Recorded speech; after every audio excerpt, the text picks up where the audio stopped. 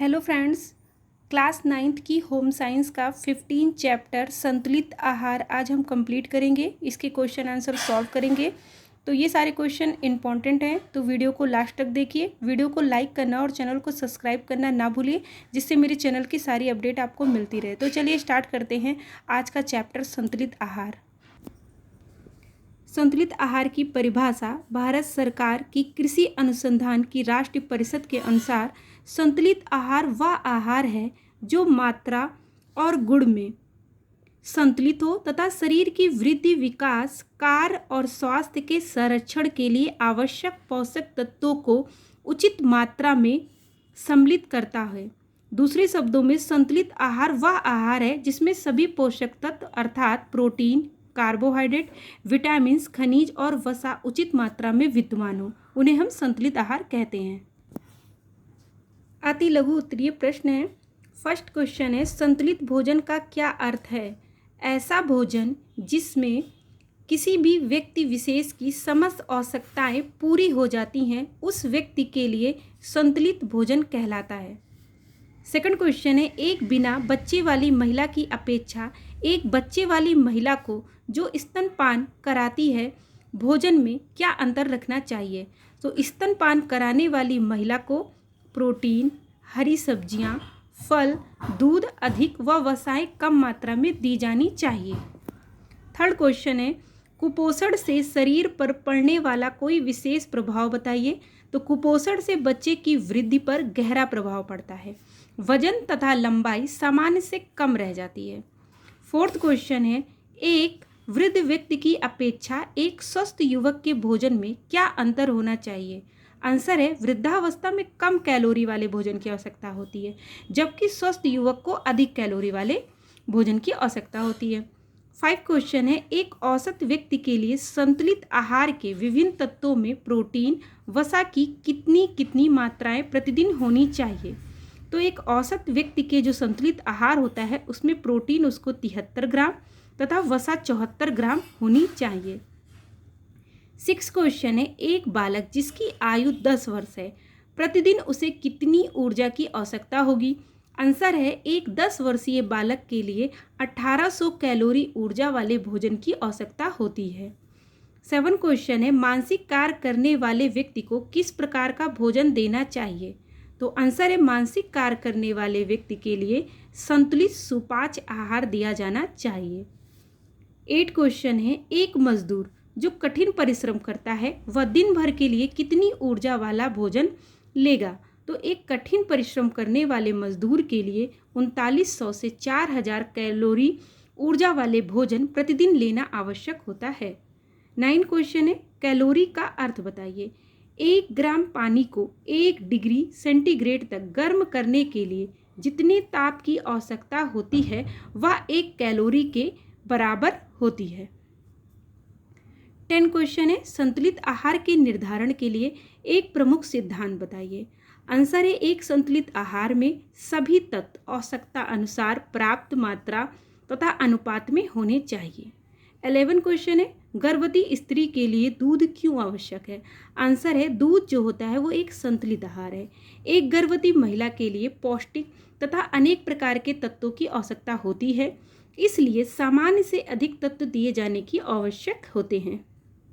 12 question है, अपूर्ण पोषण के 2 लक्षण लिखिए। आंसर है, अपूर्ण पोषण के कारण शरीर के भार, कार्य क्षमता में निरंतर कमी होने से थकान जो है परिलक्षित होती है। 13 क्वेश्चन है, गर्मियों की अपेक्षा सर्दियों में अधिक आहार की क्यों आवश्यकता होती है? आंसर है, सर्दियों में बाह्य वातावरण से प्रभावित शरीर को अधिक ऊष्मा या ऊर्जा उत्पन्न करने के लिए भोजन की अधिक आवश्यकता होती है। 14 क्वेश्चन है, एक युवा व्यक्ति के लिए औसतन प्रतिदिन कितनी कैलोरी की आवश्यकता होती है? तो एक सामान्य व्यक्ति को प्रतिदिन कितनी कैलोरी की आवश्यकता पड़ती है, इस तरह पूछ सकता है या इस तरह आपसे क्वेश्चन कर सकता है। एक युवा व्यक्ति को उसके कार्य के अनुसार औसतन 3000 कैलोरी प्रतिदिन की आवश्यकता होती है। 15 क्वेश्चन है, गर्मियों की अपेक्षा सर्दियों में अधिक आहार की आवश्यकता क्यों होती है? आंसर है, सर्दियों में शरीर को उचित ताप पर बनाए रखने के लिए अधिक आहार की आवश्यकता होती है। 16 क्वेश्चन है, हरी सब्जियां क्यों भोजन का मुख्य अंग मानी जाती हैं? आंसर है, जो हरी सब्जियां होती हैं वो रक्षात्मक खाद्य पदार्थों की श्रेणी में आती हैं, रक्षात्मक सुरक्षात्मक खाद्य पदार्थों की श्रेणी में आती हैं, क्योंकि इनमें आवश्यक खनिज लवण एवं विटामिन जो है वो पाए जाते हैं हरी सब्जियों में। 17 क्वेश्चन है, भोजन से प्राप्त होने वाली ऊर्जा की इकाई क्या है? तो भोजन से प्राप्त ऊर्जा की जो इकाई है वो कैलोरी है। अब क्या टीजीटी के एग्जाम में आपसे ये क्वेश्चन पूछा गया था। 18 क्वेश्चन है, समान स्थिति में स्त्रियों को पुरुषों की अपेक्षा कम आहार की आवश्यकता होती है, क्यों? इसके प्रमुख कारण हैं, अपेक्षाकृत उनकी कम लंबाई का होना, कम शारीरिक भार का होना व हल्का कार्य। 19 क्वेश्चन है, विटामिन ए व डी के लिए सरलता से उपलब्ध होने वाले स्रोत कौन से हैं? तो विटामिन ए व डी के लिए तो दूध में विटामिन ए और डी प्राप्त मात्रा में पाए जाते हैं। 20 क्वेश्चन है, हरी पत्तेदार सब्जियों की क्या उपयोगिता है? तो हरी पत्तेदार सब्जियां रोगों से बचाने में सहायता करती हैं। 21 क्वेश्चन है, एक वृद्ध व्यक्ति की अपेक्षा एक युवक के भोजन में क्या अंतर होना चाहिए? तो एक युवक को एक वृद्ध की अपेक्षा अधिक कैलोरी वाले भोजन की आवश्यकता होती है। 22 क्वेश्चन, कुपोषण के कोई 2 कारण बताइए। तो कार्य की अधिकता के कारण या अनियमित भोजन के कारण कुपोषण हो सकता है। 23 क्वेश्चन, शाकाहारी व्यक्ति के लिए प्रोटीन प्राप्ति के 3 स्रोत बताइए। तो दूध से, दाल से और सोयाबीन से। 24 क्वेश्चन, एक समान व्यक्ति के दैनिक भोजन में कैल्शियम, फास्फोरस, लोहे की मात्रा कितनी होनी चाहिए? तो एक समान व्यक्ति के दैनिक आहार में कैल्शियम 2.02 ग्राम, फास्फोरस 1.47 ग्राम तथा लोहा 30 से 40 मिलीग्राम होना चाहिए। 25 क्वेश्चन, कॉफ़ी के प्रयोग से क्या हानियां हैं? तो जो आंसर है, या कार्बोज के पाचन में बाधा उत्पन्न करता है। कॉफ़ी क्या करती है? कार्बोज जो होता है उसके पाचन में बाधा उत्पन्न करती है, वह हृदय की धड़कन को बढ़ाती है, नींद में कमी लाती है, वह स्नायु तंत्र में के विकास में हानियां पहुंचाती हैं। तो ये सारी हानि होती है।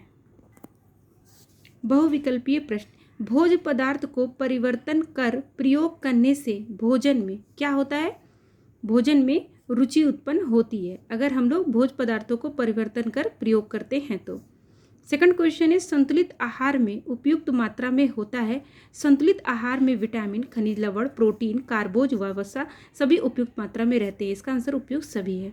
थर्ड क्वेश्चन है, शरीर में कार्बोहाइड्रेट का प्रमुख कार्य क्या होता है? तो कार्बोहाइड्रेट का प्रमुख कार्य ऊर्जा का उत्पादन करना होता है। दालों में सबसे अधिक मिलता है, दालों में प्रोटीन जो होता है वो सबसे अधिक मिलता है। सलाद में पाया जाता है, सलाद में जो है वो खनिज लवण पाया जाता है। 6 क्वेश्चन है, भोजन की उपयोगिता अधिक निर्भर करती है उसके पचने में। शाकाहारी स्त्री के आहार में मात्रा बढ़ा देनी चाहिए। शाकाहारी जो स्त्री होती है उसके आहार में दूध की मात्रा बढ़ा देनी चाहिए। विटामिन डी किससे प्राप्त होता है? सूर्य की प्रथम किरण से विटामिन डी प्राप्त होता है। दूध में प्रोटीन रूप में होती है, किस रूप में होती है? केसीन होता है इसका आंसर। 10 क्वेश्चन है, कुपोषण से बचने का उपाय क्या है? तो कुपोषण से बचने का उपाय है संतुलित आहार है। 11 क्वेश्चन, 9 से 12 माह के शिशु को ऊर्जा चाहिए, कितनी इसको ऊर्जा चाहिए? इसका आंसर है 1000 कैलोरी। 9 से 12 माह के शिशु को ऊर्जा चाहिए। 12 क्वेश्चन है, किसी भी भोज्य पदार्थ से प्राप्त ऊर्जा को नापने की इकाई क्या है? ऊर्जा को नापने की इकाई कैलोरी होती है, कैलोरी। 13 क्वेश्चन, निम्नलिखित सब्जियों में से किसमें सबसे अधिक पोषक तत्व होता है? तो सबसे अधिक पोषक तत्व पत्ता गोभी में होता है, बैगन, आलू और भिंडी की अपेक्षा। 14 क्वेश्चन, निम्नलिखित फलों में से किसमें सबसे अधिक पोषक तत्व होगा? तो ये है सेब है आपका। 15 क्वेश्चन, शारीरिक परिश्रम करने वाले पुरुष को कितने कैलोरी ऊर्जा की आवश्यकता होती है? तो जो शारीरिक परिश्रम करते हैं उन्हें 3600 कैलोरी ऊर्जा की आवश्यकता होती है। विटामिन सी की अधिकता होती है, आंवले में होती है।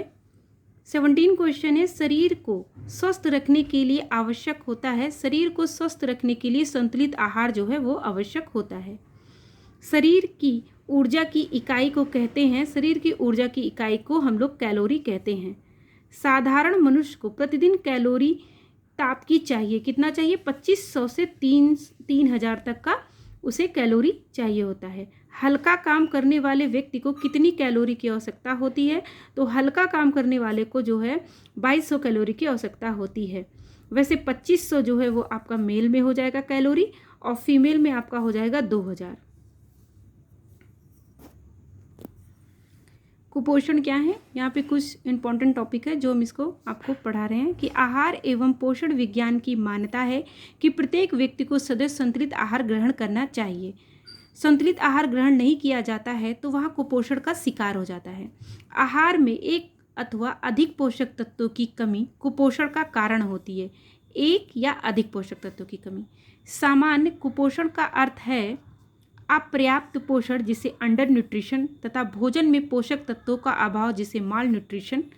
कुपोषण एक ऐसी स्थिति है जिसमें हमारे प्रतिदिन के आहार में उपयोगी पोषक तत्वों की कमी हो जाती है। कुपोषण किसी व्यक्ति के शारीरिक विकार की स्थिति है जो असंतुलित अथवा अपर्याप्त आहार के कारण अथवा व्यक्ति में किसी रोग के कारण पोषक तत्वों के अवशोषण अथवा स्वांगीकरण की क्षमता के अभाव से उत्पन्न होती हैं। कुपोषण के प्रकार। कुपोषण जो होता है वो 4 प्रकार का होता है। पहला है अल्प पोषण जिसे अंडर न्यूट्रिशन कहते हैं। इसमें क्या होता है कि निरंतर कम मात्रा में भोजन उपलब्ध होने के कारण अल्प पोषण या अंडर न्यूट्रिशन की स्थिति उत्पन्न हो जाती है, जैसे आपका मैरेस्मस है। इसमें क्या होता है कि भोजन उपलब्ध होने के कारण, कम मात्रा में भोजन उपलब्ध होने के कारण। सेकंड है अतिशय पोषण या ओवर न्यूट्रिशन। निरंतर अत्यधिक मात्रा में भोजन लेने से अतिशय पोषण विकार हो जाता है। इसके फलस्वरूप मोटापा, ओबेसिटी, धमनी काठिन या धमनी की दीवार में कोलेस्ट्रॉल का जमना, मधुमेह, रक्तदाब संबंधी विकार हो जाता है। थर्ड है असंतुलित आहार जिसे अनबैलेंस्ड डाइट कहते हैं। जब आहार में कुछ पोषक तत्वों की अधिकता तथा कुछ पोषक तत्वों का अभाव होता है तब उसे असंतुलित आहार कहते हैं। जैसे शर्करा की अत्यधिक मात्रा का उपयोग करने से मधुमेह रोग हो जाता है, व जल में फ्लोरीन की अधिकता के कारण फ्लूओरेसिस आदि रोग हो जाता है। जल में किसकी अधिकता से? फ्लोरीन की अधिकता से फ्लूओरेसिस रोग हो जाता है। फोर्थ है विशिष्ट पोषक तत्वों का अभाव। आहार में किसी पोषक तत्वों की कमी या अभाव से विशिष्टहीनता जन्य विकार उत्पन्न हो जाता है, जैसे आपका क्वेशरकर है, घेंगा है, क्वाइटर, स्कर्वी है, सूखा रोग आदि है। उपयुक्त विवरण के द्वारा स्पष्ट है कि कुपोषण की स्थिति व्यक्ति के शरीर एवं स्वास्थ्य पर प्रतिकूल प्रभाव डालती है। इस दशा में व्यक्ति विभिन्न रोगों से ग्रस्त हो सकता है। पोषण अर्थात उचित पोषण शरीर एवं स्वास्थ्य के लिए अनुकूल कारक एवं दशा है। उचित पोषण से व्यक्ति स्वस्थ, चुस्त व गतिशील रहता है। उसकी रोग प्रतिरोधक जो क्षमता का विकास होता है तथा वह समान रूप से रोगों से बचा रहता है। इस चैप्टर के संतुलित आहार के क्वेश्चन आंसर यहाँ पे कंप्लीट हुए। तो आप वीडियो को लाइक करना और चैनल को सब्सक्राइब करना ना भूलें। Thank you.